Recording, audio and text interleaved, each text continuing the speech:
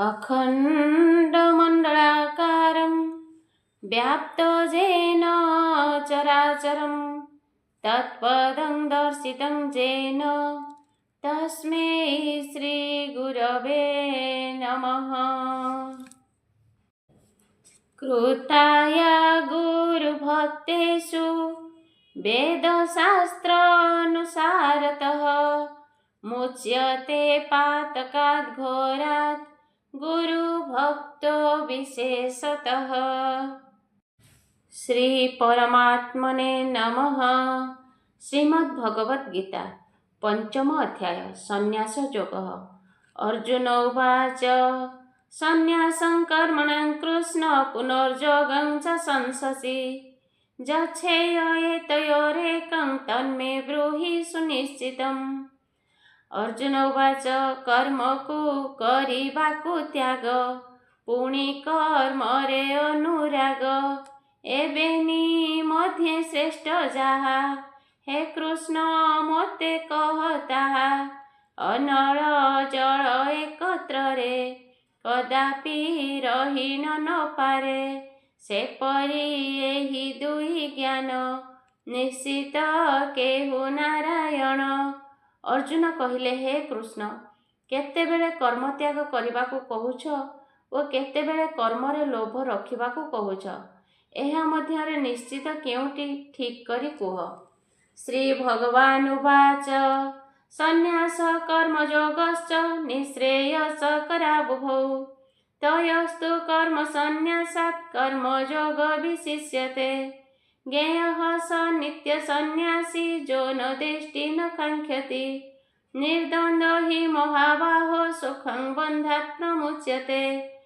कर्मरे रत कर्म त्याग एबेनी मुक्तिर मार्ग निष्काम कर्मी सारग्राही कर्म त्यागे से मुक्ति पाई सत्ययुक्त मन जाहार कर्मे मुक्ति ता अधिकार एणु तो पक्षे कर्म सार अकर्म तेजी युद्ध कर ଯାହାର କିଛି ଇଚ୍ଛା ନାହିଁ ବିଦ୍ୱେଷ ନଥାଏ ତା ତହିଁ ସଚରାଚର ପ୍ରାଣୀ ଯେତେ ଏକରୁ ଅନେକ ସମ୍ଭୂତେ। ସକାମ କର୍ମଯୋଗ ତ୍ୟାଗ କରିବା ନିଷ୍କାମ କର୍ମରେ ଯୋଗ ଦେବା ଓ ଉଭୟ ମୋକ୍ଷଦାୟକ। ଦୁହିଁଙ୍କ ମଧ୍ୟରେ କର୍ମଯୋଗ ଶ୍ରେଷ୍ଠ। ଯାହାର ଦେଶ ବା ଆକାଙ୍କ୍ଷା ନାହିଁ ସେ ସନ୍ନ୍ୟାସୀ ସେ ରାଗଦ୍ୱେଷ ଶୂନ୍ୟ ହୋଇ ବନ୍ଧନରୁ ମୋକ୍ଷ ହୁଏ। ସାଂଖ୍ୟ ଯୋଗ ପୃଥଗ୍ବାଳାଃ ପ୍ରବଦନ୍ତି ନ ପଣ୍ଡିତାଃ ଏକମପ୍ୟାସ୍ଥିତଃ ସମ୍ୟକ୍ ଉଭୟ ବିନ୍ଦତେ ଫଳଂ। ନିତ୍ୟ ନିତ୍ୟ ସମମଣେ ସୁଖ ଦୁଃଖାଦି ଏକ ଜାଣେ ସେ ଅଟେ ପ୍ରକୃତ ସନ୍ନ୍ୟାସ ଭବବନ୍ଧନ करे नाश।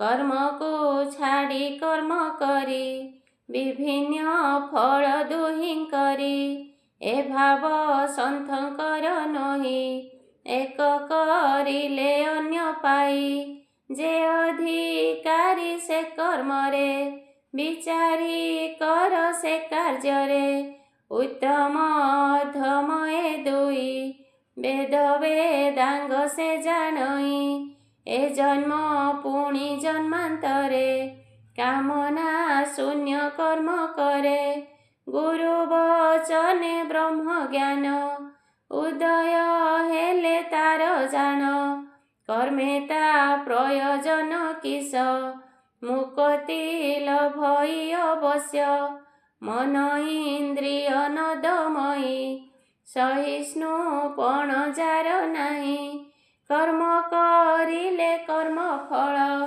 मिलिले अधम केवल। ଯେଉଁମାନେ ଯୋଗ ଓ ସାଂଖ୍ୟକୁ ଭିନ୍ନ ମନେ କରନ୍ତି ସେମାନେ ପାଷାଣ୍ଡ। ତହିଁରୁ ଗୋଟିଏ କଲେ ଉଭୟଙ୍କର ଫଳ ମିଳିଥାଏ। ଯସାଂଖ୍ୟौ ପ୍ରାପ୍ୟତେ ସ୍ଥାନଂ ତଯୋଗୈରପି ଗମ୍ୟତେ एकं सांख्यं च योगं च जपस्यति सपश्यति संन्यासस्तु महाबाहो दुःखमाप्तुमजोगतः योगयुक्त मुनिर्ब्रह्म न चिरेणाधिगच्छति। सांख्य जोगरे रत सेहि ज्ञान तरीरे पार सेहि। कर्म जोगिए कर्म फल तरे किंचित विलंबर। कर्म कर्म सम फल जे जाने से ज्ञानी केवल। कर्म जोगे न देले मन संन्यास प्राप्त कष्ट जान। कर्म जोग को आश्रय कले चित्तरे शुचि हुए भले। से शुचि पूर्ण होई जेबे कर्म जोग को छाड़े तेबे। निष्काम कर्मे रहे मन अचिरे पाए परम ब्रह्म। ज्ञानी सन्यासी ଯେଉଁ ସ୍ଥାନ ପାଏ କର୍ମଯୋଗୀ ନିଷ୍କାମ କର୍ମ ଦ୍ୱାରା ମଧ୍ୟ ସେହି ସ୍ଥାନ ପାଏ। ତେଣୁ ଜ୍ଞାନୀ ଉଭୟକୁ ଏକ ବୋଲି ମନେ କରନ୍ତି। କର୍ମଯୋଗ ବିନା ସନ୍ନ୍ୟାସ ପ୍ରାପ୍ତ ଅସମ୍ଭବ। କର୍ମଯୋଗ ଦ୍ୱାରା ଆତ୍ମା ଶୁଦ୍ଧି ହେଲେ ବ୍ରହ୍ମତ୍ୱ ପାଆନ୍ତି। ଯୋଗଯୁକ୍ତ ବିଶୁଦ୍ଧାତ୍ମା ବିଜିତାତ୍ମା ଜିତେନ୍ଦ୍ରିୟଃ ସର୍ବଭୂତାତ୍ମଭୂତାତ୍ମା କୁର୍ବନ୍ନପି ନ ଲିପ୍ୟତେ। ଯାଚିତ ଶୁଦ୍ଧ ପୂତ ହୋଇ ଦେହ ଇନ୍ଦ୍ରିୟ ବଶେ ଥାଇ। ଆପଣା ଆତ୍ମା ସମ୍ମାନରେ ସର୍ବ ଆତ୍ମାକୁ ଯେ ବିଚାରେ। ରଜତ ମାଦି ଗୁଣ ଶୂନ୍ୟ ନିଷ୍କାମେ ନିର୍ମଳ ଯା ମନ। ମୁକରେ ଆତ୍ମା ଅଭିମାନ ନାସିଛି ଏହି ଭାବମାନ। ପିମ୍ପୁଡ଼ି ଠାରୁ ବିଧି ଯାଏ ଚିତେ ସମାନ ମଣୁ ଥାଏ। ଏ ଜ୍ଞାନ ଲୋକ ଶିକ୍ଷା ପାଇଁ କିବା ତା ଦେହ ରକ୍ଷା ପାଇଁ। ଯଦି ବା କର୍ମଯୋଗ କରେ ନ ପଡ଼େ ସେ କର୍ମଯୋଗରେ। କର୍ମ ତାକୁ ନ ଗ୍ରାସି ପାରି ହେଳେ ତରଇ ଭବ ବାରି। ଯେ ବିଶୁଦ୍ଧାତ୍ମା ଜିତେନ୍ଦ୍ରିୟ ସମସ୍ତ ଆତ୍ମାକୁ ନିଜ ଆତ୍ମା ପରି ମନେ କରେ ସେ କର୍ମ କଲେ ଏହି କର୍ମରେ ଲିପ୍ତ ନ ହୋଇ ନିର୍ଲିପ୍ତ ଭାବରେ ସେ କର୍ମ କରେ। ନୈବ କିଞ୍ଚିତ୍ କରୋମିତି ଯୁକ୍ତ ମନ୍ୟେତ୍ ତତ୍ତ୍ୱବିତ୍। ପଶ୍ୟନ୍ ଶୃଣ୍ୱନ୍ ସ୍ପୃଶନ୍ ଜିଘ୍ରନ୍ ଶ୍ଵସନ୍ ଗଚ୍ଛନ୍ ସ୍ୱପ୍ନ ଶୋଷନ୍। ପ୍ରଳପନ୍ ବିସୃଜନ୍ ଗୃह्ଣ ନୁନ୍ମିଷନ୍ ନିମିଷନ୍ନପି। ଇନ୍ଦ୍ରିୟାଣୀନ୍ଦ୍ରିୟାर्थेषु ବର୍ତ୍ତନ୍ତ ଇତି ଧାରୟନ୍। ଦେଖିବା ଶୁଣିବା ଛୁଇଁବା ଶୁଙ୍ଘିବା ଖାଇବା ଶୋଇବା ନିଶ୍ୱାସ ପ୍ରଶ୍ୱାସ ଗମନ ମଳମୂତ୍ରାଦି ବିସର୍ଜନ। ନେବା ଦେବା କଥା କହିବା ଚାହିଁବା ଚକ୍ଷୁକୁ ମୁଦିବା। ଏ କର୍ମ ମନ ଯେ ଇନ୍ଦ୍ରିୟ କରନ୍ତି ଏହା ତ ନିଶ୍ଚୟ। ଆମ୍ଭେ କର୍ମ କରୁନାହିଁ ନିଷ୍କ୍ରିୟ ଭାବେ ରହିଥାଇ। ଅଭୟବାଦୀ କଲେ କର୍ମ ମନେ ନ ଭାବେ ଅଭିମାନ। କର୍ମ ବନ୍ଧନ ତା ନ ହୋଇ ସେ ପ୍ରାଣୀ ମୁକ୍ତି ଲୋଭଇ।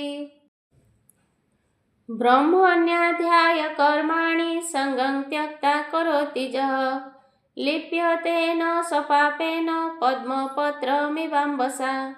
कायेन मनसा बुद्ध्या केवलैरिन्द्रियैरपि।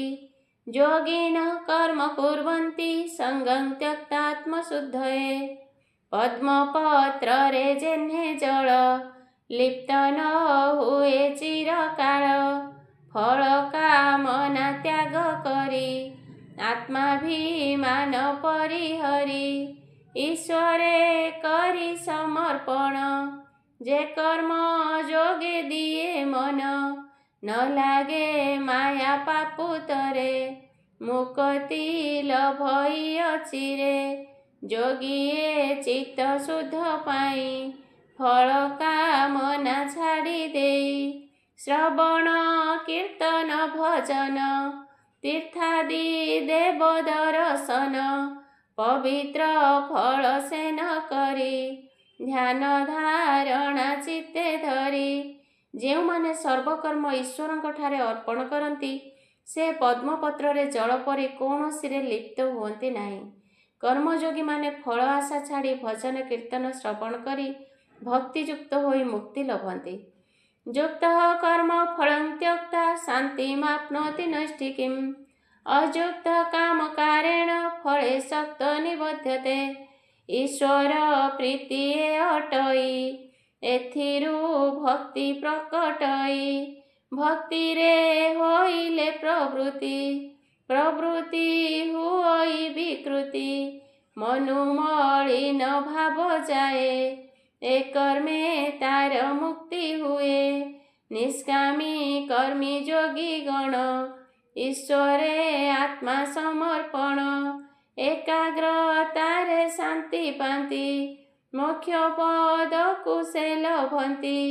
ଯେ ଯୁକ୍ତ ଫଳ କାମୀ ନର ଆସକ୍ତି ଫଳରେ ତାଙ୍କର ବୃଥାରେ ପରିଶ୍ରମ କରେ ଭବ ବନ୍ଧନେ ଶେଷେ ମରେ।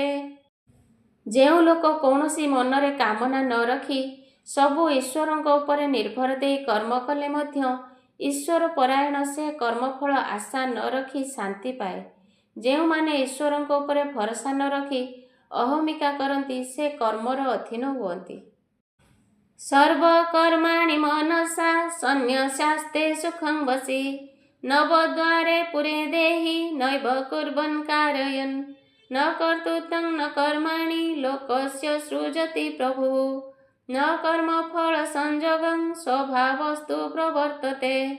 ଯେ ପ୍ରାଣୀ ଇନ୍ଦ୍ରିୟ ଜିଣଇ ସର୍ବକର୍ମକୁ ସେତେ ଜଇ ଯେହ୍ନେ ପଥିକ ବାଟେ ଥାଇ ସେ ସ୍ଥାନ ଶୁଦ୍ଧ କରେ ନାହିଁ। ଦେହି ଏ ନବଦ୍ୱାର ଘରେ ଅସ୍ନେହେ ସୁଖେ ବାସ କରେ। କର୍ତ୍ତବ୍ୟ କର୍ମ କର୍ମ ଫଳ ରଚିନାହାନ୍ତି ଆଦି ମୂଳ। ସ୍ୱଭାବ ବସେ ପ୍ରାଣୀ ଗଣେ ଦେହ ଆଦି କି କର୍ତ୍ତା ମଣେ। କେହ ବା ସ୍ୱଭାବ ବଶରେ ଜୀବ ଆତ୍ମାକୁ ଭିନ୍ନ ଧରେ। ଯେ ଇନ୍ଦ୍ରିୟକୁ ଜିଣିଛି ସେ କର୍ମ ସବୁ ତ୍ୟଜିଛି। ଦେହୀମାନେ ନବଦ୍ୱାର ଘରେ ସ୍ନେହ ନ ରଖି ରହିଥାନ୍ତି। ସ୍ୱଭାବ ଓ ମାୟାବଶରେ କିଏ ଦେହକୁ କର୍ତ୍ତା ମନେ କରି ଚଳେ ଏବଂ ଜୀବ ଆତ୍ମାକୁ ଭିନ୍ନ ମନେ କରେ। ଏହା ଭଗବାନଙ୍କ ସୃଷ୍ଟି କର୍ତ୍ତବ୍ୟ ଯେ କର୍ମଫଳ ନୁହେଁ। ସ୍ୱଭାବ ବଶରେ ପ୍ରାଣୀ କର୍ମ କରି ନର୍କ ଓ ସ୍ୱର୍ଗ ଭୋଗେ। ନାଦତେ କସ୍ୟଚିତ୍ ପାପଂ ନ ଚୈବ ସୁକୃତଂ ବିଭୁଃ ଅଜ୍ଞାନେନାବୃତଂ ଜ୍ଞାନଂ ତେନ ମୁହ୍ୟନ୍ତି ଜନ୍ତବଃ। ଜାଣ ସ୍ୱଭାବ ମାୟା ଯେହି କର୍ତ୍ତାପଣରେ ଚିତ୍ତ ସେହି। ସ୍ୱଭାବ ବଶେ ପ୍ରାଣୀ ଗଣ ଲଭନ୍ତି ସ୍ୱର୍ଗ ନର୍କ ସ୍ଥାନ। ସାକ୍ଷୀ ସ୍ୱରୂପ ପ୍ରଭୁ ଦେଖେ ସମାନ ଚତୁର୍ଦ୍ଦଶ ଲୋକେ। କାହାରି ପାପ ପୁଣ୍ୟ ମାନ ଈଶ୍ୱର ନ କରେ ଗ୍ରହଣ। ଅଜ୍ଞାନ ଭାବେ ଜ୍ଞାନ ବୁଡ଼ି ମାୟାକୁ ଆଣଇ ଘୋଷାଡ଼ି। ତେଣୁ ଏ ଜୀବ ମୋହ ପ୍ରାପ୍ତ ଅଜ୍ଞାନେ ଚଳଇ ସତତ। ଶ୍ରୁତି ଓ ସ୍ମୃତି ବେଦବାଣୀ ଲୋକରେ ଯାହା ସେ ବଖାଣି। ଚଳିଲେ ଏହି ମାର୍ଗେ ଜନ ସୁଖ ଦୁଃଖାଦି ଭୋଗେ ଜାଣ। ତତ୍ତ୍ୱ ଦୃଷ୍ଟିରେ ଦେଖ ଚଳେ ଜୀବନୁ ହଇ କେତେବେଳେ। ପାପ ଓ ପୁଣ୍ୟର କାରକ ପ୍ରକୃତି ତାର ପ୍ରବର୍ତ୍ତକ। ଏଭାବେ ସେ ନର ଭ୍ରମଇ ଈଶ୍ୱର ଭାବକୁ ନ ପାଇ। ଶ୍ରୁତି ସ୍ମୃତି ଆଦି ବେଦବାଣୀରେ ଚଳିଲେ ମାୟାଗ୍ରସ୍ତ ହୋଇ ସୁଖ ଦୁଃଖ ଭୋଗ କରେ। ସେପରି ଲୋକ ଈଶ୍ୱରଙ୍କ ଭାବକୁ ଆଉ ଗ୍ରହଣ କରିପାରେ ନାହିଁ। ଜ୍ଞାନେନ ତୁ ତଦ୍ଜ୍ଞାନଂ ଯେଷାଂ ନାସିତମାତ୍ମନଃ ତେଷାମାଦିତ୍ୟବଜ୍ଜ୍ଞାନଂ ପ୍ରକାଶୟତି ତତ୍ପରଂ। ଯେଉଁମାନଙ୍କ ଆତ୍ମଜ୍ଞାନ ବିନାଶ କରଇ ଅଜ୍ଞାନ। ଯେ ଆତ୍ମଜ୍ଞାନ ଶୁଦ୍ଧ ଭାବ ବ୍ରହ୍ମ ସ୍ୱରୂପ ପାଏ ଠାବ। ଯେପରି ସୂର୍ଯ୍ୟ ରଶ୍ମି ଦେଇ ଜଳୀୟ ବାଷ୍ପକୁ ସେ ନେଇ ମେଘ ଯେ ହୁଅଇ ସୃଜନ ଢାଙ୍କଇ ସୂର୍ଯ୍ୟଙ୍କୁ ବହନ ସେପରି ପରମାତ୍ମା ଜାଣ ମାୟାରେ ହୁଅଇ ଆଚ୍ଛନ୍ନ ମାୟା ଅଜ୍ଞାନ କର୍ମ ଜାଣ ଜ୍ଞାନରେ କର୍ମର ବିଲୀନ କର୍ମ ଛାଡ଼ିଲେ ଯାଏ ତତ୍ତ୍ୱ ମୁକ୍ତି କାହାର ନିଶ୍ଚିତ। ଯାହାର ଆତ୍ମଜ୍ଞାନ ପ୍ରକାଶ ହୁଏ ତାର ଅଜ୍ଞାନ ବା ମାୟା ଦୂର ହୁଏ। ମାୟା ହେଉଛି ଅଜ୍ଞାନ ବା କର୍ମ। ଏହି ମାୟାଯୁକ୍ତ କର୍ମକୁ ଛାଡ଼ିଲେ ମୁକ୍ତି ମିଳେ। ତଦ୍ବୁଦ୍ଧୟସ୍ତଦାତ୍ମାନସ୍ତନିଷ୍ଠାସ୍ତତ୍ପରାୟଣାଃ ଗଚ୍ଛନ୍ତ୍ୟ ପୁନରାବୃତ୍ତିଂ ଜ୍ଞାନ ନିର୍ଧୂତ କଲ୍ମଷାଃ ବିଦ୍ୟା ବିନୟ ସମ୍ପନ୍ନେ ବ୍ରାହ୍ମଣେ ଗବିହସ୍ତିନି ଶୂନି ଚୈବ ସୋପାକେ ଚ ପଣ୍ଡିତାଃ ସମଦର୍ଶିନଃ। ଯାହାର ଈଶ୍ୱରଙ୍କ ଠାରେ ଦୃଢ଼ ବୁଦ୍ଧି ଯତ୍ନ ଭକ୍ତିରେ ଆବର ନିଷ୍ଠା ଈଶ୍ୱରରେ ରହଇ ତାହାଙ୍କ ଆଶ୍ରାରେ ଏ ଜ୍ଞାନେ ପାପ ଯାଏ ନାଶ ମୋକ୍ଷ ପଦରେ ତାର ବାସ। ବିଦ୍ୱାନ ବିନୟୀ ବ୍ରାହ୍ମଣ ଗୋରୁ ଚଣ୍ଡାଳ ହସ୍ତି ଶ୍ୱାନ ଏ ସର୍ବ ଜ୍ଞାନୀ ସମ ଦେଖେ କାହାକୁ ପ୍ରଭେଦ ନ ରଖେ। ସମୁଦ୍ର ହ୍ରଦ ନଦ ନଦୀ ତଡ଼ାଗ କୂପ ବାମ୍ଫି ଆଦି ପଡ଼ିଲେ ଚନ୍ଦ୍ରର କିରଣ ଭିନ୍ନତା ନୁହେଁ ଏକ ଜାଣ। ଜ୍ଞାନୀ ସେ ପରି ସର୍ବଜୀବେ ସମାନ ଦେଖେ ହି ଭବେ ଅଜ୍ଞାନୀ ତାହା ନ ଦେଖଇ ମୁକ୍ତି ପାଇବ ସେ କାହିଁ। ଯାହାର ଈଶ୍ୱରଙ୍କ ଠାରେ ଦୃଢ଼ ଭକ୍ତି ଓ ନିଷ୍ଠା ଥାଏ ଏହି ଜ୍ଞାନ ବଳରେ ତାର ପାପ ସବୁ ବିନାଶ ହୁଏ। ଯେ ଜ୍ଞାନୀ ସେ ବ୍ରାହ୍ମଣ କ୍ଷତ୍ରିୟ ବୈଶ୍ୟ ଶୂଦ୍ର ଚଣ୍ଡାଳ କୁକୁର ପଶୁ ପକ୍ଷୀ ସମସ୍ତଙ୍କୁ ସମାନ ଭାବରେ ଦେଖେ। ଇହୈବ ତୈର୍ଜିତଃ ସ୍ୱର୍ଗୋ ଯେଷାଂ ସାମ୍ୟେ ସ୍ଥିତଂ ମନଃ ନିର୍ଦୋଷଂ ହି ସମଂ ବ୍ରହ୍ମ ତସ୍ମାତ୍ ବ୍ରହ୍ମଣି ତେ ସ୍ଥିତାଃ ନ ପ୍ରହୃଷ୍ୟତ୍ ପ୍ରିୟଂ ପ୍ରାପ୍ୟ ନୋଦ୍ବିଜେତ୍ ପ୍ରାପ୍ୟ ଚ ପ୍ରିୟଂ ସ୍ଥିର ବୁଦ୍ଧିର ସମ୍ମୂଢ଼ ବ୍ରହ୍ମବିଦ୍ ବ୍ରହ୍ମଣି ସ୍ଥିତଃ। ଯା ମନ ସମଭାବେ ଥାଇ ସଂସାରେ ଜଇ ସେ ବୋଲାଇ ସମାନ ଜ୍ଞାନ ଦୋଷହୀନ ଏ ଭାବେ ପରଂ ବ୍ରହ୍ମେ ଲୀନ। ଭେଦଭାବ ଯା ଚିତ୍ତେ ନାହିଁ ସମାନ ଭାବ ଦୃଷ୍ଟି ଥାଇ ଏ ଭାବେ ଥିଲେ ସେହି ଜନ ପରଂ ବ୍ରହ୍ମରେ ପାଏ ସ୍ଥାନ। ଯେ ବ୍ରହ୍ମନିଷ୍ଠ ଜ୍ଞାନୀ ଧୀର ବୁଦ୍ଧି ତାହାଙ୍କ ଅଟେ ସ୍ଥିର। ପ୍ରିୟ ପଦାର୍ଥେ ହର୍ଷ ନୁହେଁ ଅପ୍ରିୟେ ଦୁଃଖିତ ସେ ନୁହେଁ। ବାହ୍ୟ ସ୍ପର୍ଶେ ସଶକ୍ତାତ୍ମା ବିନ୍ଦ୍ୟତ୍ୟାତ୍ମନି ଯତ୍ସୁଖମ୍ ସ ବ୍ରହ୍ମ ଯୋଗଯୁକ୍ତାତ୍ମା ସୁଖମକ୍ଷୟମଶ୍ନୁତେ।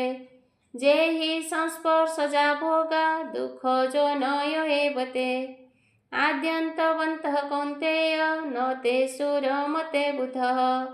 ଯାଚିତ ବିଷୟାରେ ରତ ସନ୍ତୋଷ ନୁହେଁ ତାର ଚିତ୍ତ ନିତ୍ୟ ସେ ନୂଆ ଲୋଡ଼ୁଥାଇ ତାହାର ଶାନ୍ତି ଅବା କାହିଁ।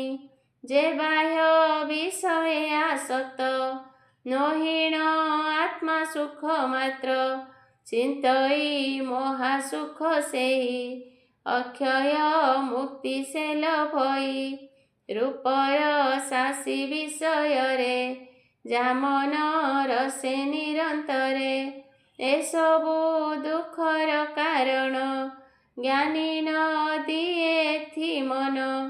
ଅନିତ୍ୟ ଏ ସୁଖ ଅଟଇ ଅଜ୍ଞାନୀ ମୋହରେ ଭ୍ରମଇ।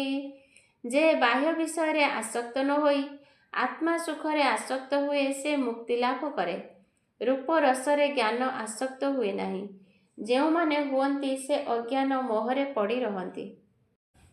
शक्नोति हे भज सोढुं प्राक् शरीर विमोक्षणात् काम क्रोध भवं वेगं स युक्तः स सुखी नरः ज्वन्त सुखोऽन्तराराम तथान्तर्ज्योतिरेव च स योगी ब्रह्म निर्वाणं ब्रह्मभूतधिगच्छति काम क्रोध रजे लक्षण पूर्वरे शुणिछ अर्जुन ताहाଙ୍କୁ କରି ବଶୀଭୂତ ତା ବେଗ ସହିତ ସତତ ଯେବେ ଯୁବତୀ ଆଲିଙ୍ଗନ କାମ ବେଗ ନ ହୁଏ ଜାଣ ସେପରି ମରଣ ପର୍ଯ୍ୟନ୍ତ ପ୍ରକୃତି ବେଗ ଯେ ସହେତ ସେ ଅଟେ ଜ୍ଞାନୀ ଯୋଗୀ ଧୀର ମୁକ୍ତି ଅନିବାର୍ଯ୍ୟ ତାର विषय सुख परिहरी आत्मा सुखକୁ ମନେ ଧରି ବାହ୍ୟ କ୍ରୀଡ଼ାକୁ ବିଡ଼ା ଧରେ ଆତ୍ମାରେ ସଦା କ୍ରୀଡ଼ା କରେ ସର୍ବଦା ଆତ୍ମାକୁ ଦେଖଇ ବ୍ରହ୍ମମୟ ସୃଷ୍ଟି ଭାବଇ ନିର୍ବାଣ ମୁକ୍ତି ଏ ଯୋଗୀର ଏଥେ ତୁ ସନ୍ଦେହ ନ କର। जे लोक युवती सह थाई काम बेगକୁ दमन करे से प्रकृत ज्ञान योगी एवं मुक्तिर अधिकारी। जे बाह्य वस्तु छाड़ी सर्वदा सबुठारे आत्मा को देखे ताहार निर्वाण मुक्ति हुए। लभन्ते ब्रह्म निर्वाण मृषय क्षीण कल्मषा छिन्न देधा जतात्मनः सर्वभूत हिते रतः काम क्रोध विमुक्तानां जतीनां जतचेतसां अभीत ब्रह्म निर्वाणं वर्तते विदितात्मनां निष्पापी जे संशय शून्य एकाग्र चित्त जे हुजन एमाने सर्व प्राणींकर मंगल करन्ति सत्वर सर्व प्राणी रे दया थाई ब्रह्म निर्वाण से लभई काम क्रोध जा हृदय रे जात न हुई विधिरे संजत चेता साधु धीर उभय लोके सुख तार संसारे सुखे बुलु थाई ब्रह्मरे लय को रखई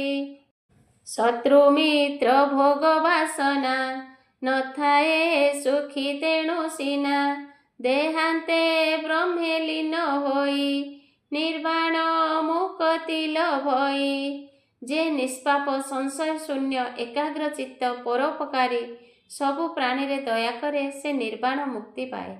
जे अक्रोधी संजत चेता साधु धीर भोगवासना शून्य से देहांते ब्रह्मरे लीन हुए।